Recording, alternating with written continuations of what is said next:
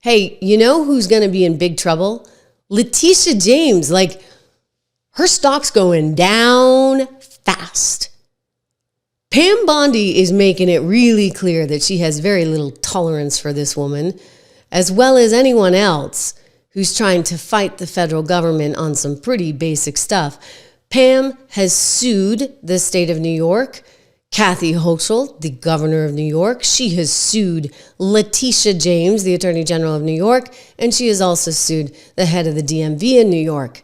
Here she is on Lara Trump's new show on Fox, speaking about how we will win this battle because ultimately the law's on their side. I mean, I'm sorry. This is pretty cut and dry. The federal government controls the border, not Letitia James in New York State. Sanctuary cities, protecting Americans. I sued the state of Illinois. I sued the governor, and I said, if you don't stop, you're next. New York kept going. They were belligerent, sued New York, sued the governor. Not going to stop. So, you're going to be next if you're not watching what we're doing, and we will be successful, and we will make America safe again. Yes. Okay, so again, I've explained this at length, but basically, the federal government has total jurisdiction over the border. It's why Greg Abbott down in Texas was having an issue when Biden was taking down the border wall that Trump had put up. And he's like, no, don't do that. He didn't have much of a leg to stand on because, unfortunately, at that time, I was like, this is crazy, right? Like, Texas ought to just secede. This is nuts. They've got to be able to control their own border. Well, they couldn't because the federal government has jurisdiction over that. And so it's not like you can come in and make up the rules as you see fit. And yet Letitia, she must not be a very good lawyer. I know she's not a very good lawyer. I think it's very interesting how people are either talented as lawyers or talented as politicians. This one is one politician and nothing else. Not only does this administration's new policy put people at risk, but it is plainly unconstitutional. The president does not get to decide which laws to enforce and for whom. When Congress dedicates funding for a program, the president cannot pull that funding on a whim.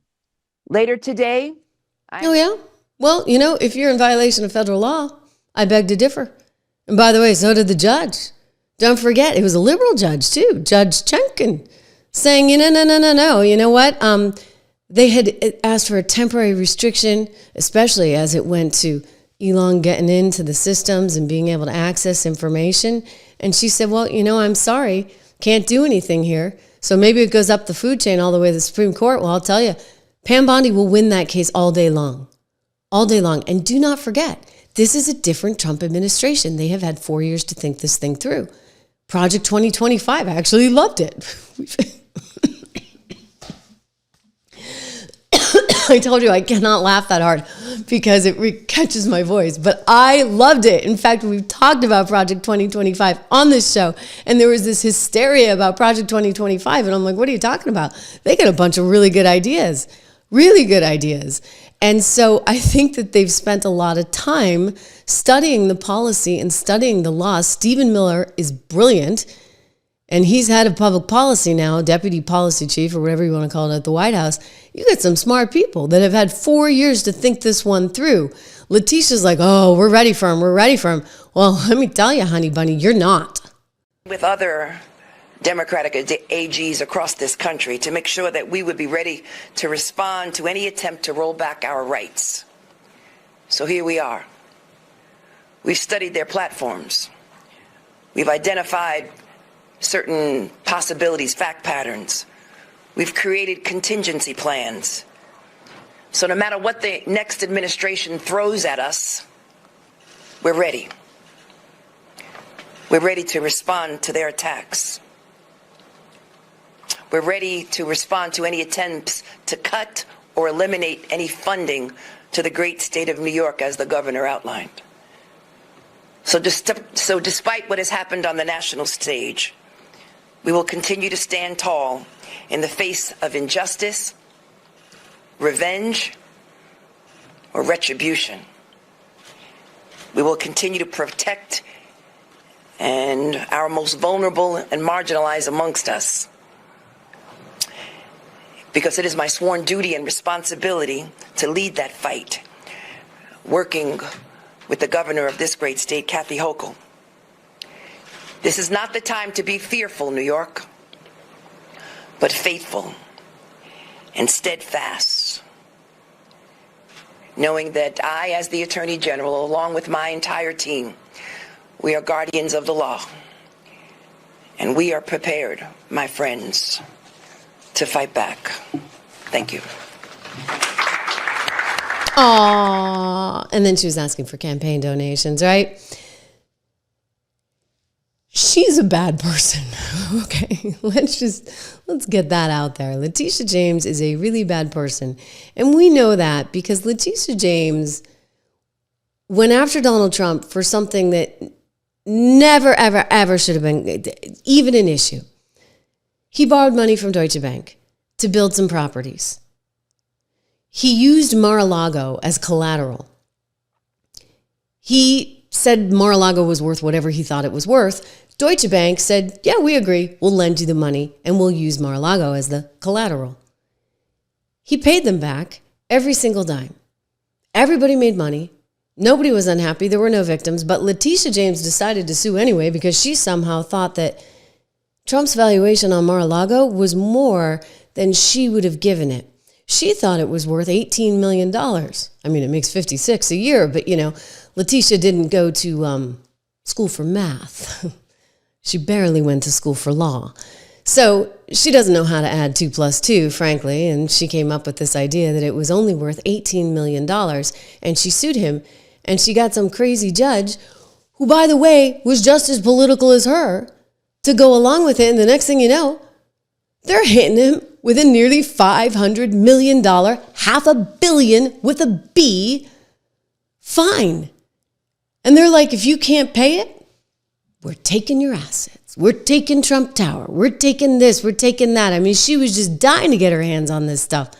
That is what you call a rabid, malicious, I'm using that word, you guys, instead of irresponsible, but she's highly irresponsible as well, a rabid prosecutor who wanted only one thing, to take Trump down.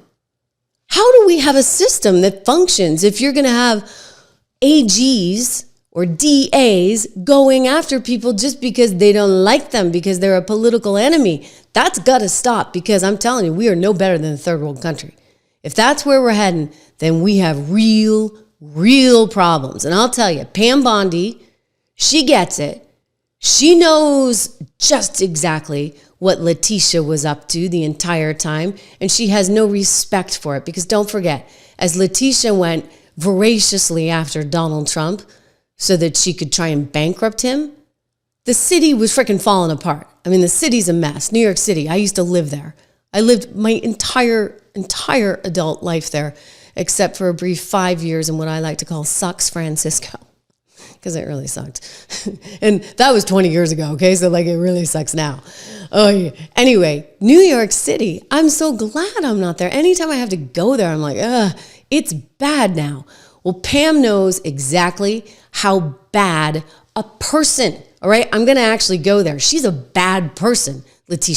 I think in New York, to specifically talk about New York and to talk about Attorney General Letitia James, instead of sitting in a courtroom going after Donald Trump on bogus civil fraud cases, she should be out on the streets of New York with all of law enforcement. She's the chief law enforcement officer in New York. She should be out there condemning this, stopping this, calling for the arrest of these people who are vandalizing police cars.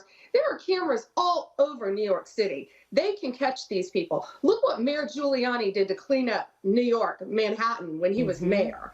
She could be out there in the entire state and at all these college campuses saying, if you don't stop this, we will arrest you and we will charge you. That's exactly where I would be. And that's where she should be. And it makes me so mad, because all of these Jewish students are at peril right now. Just what you said, I don't know if these students who are praising Gaza, if it's just ignorance on their part, right, what they're doing, if they don't understand. But if you have the chief law enforcement officer, meaning Tish James, out there condemning it, saying this has got to stop. We've got to protect our Jewish students as well as the Muslim students. Say that.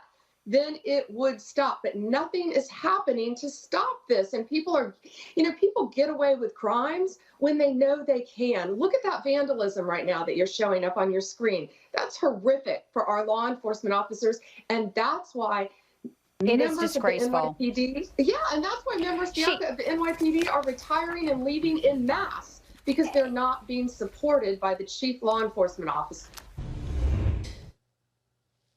So Pam clearly has no love lost for Letitia. Letitia didn't do her duties. Instead, she just pursued Trump.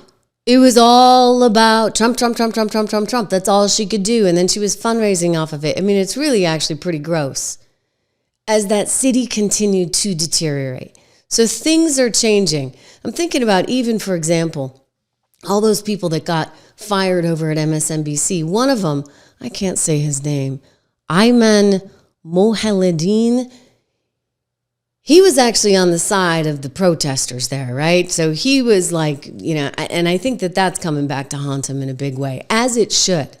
Don't forget, Claudine Gay, president of Harvard, done. President of UPenn, done. President of MIT, done. All of these women that were perfectly fine with all of these protests going on. So many of you, I'm watching the chat, are asking about The View. We're going to talk about The View. We got to talk about The View because I do think that The View is actually next.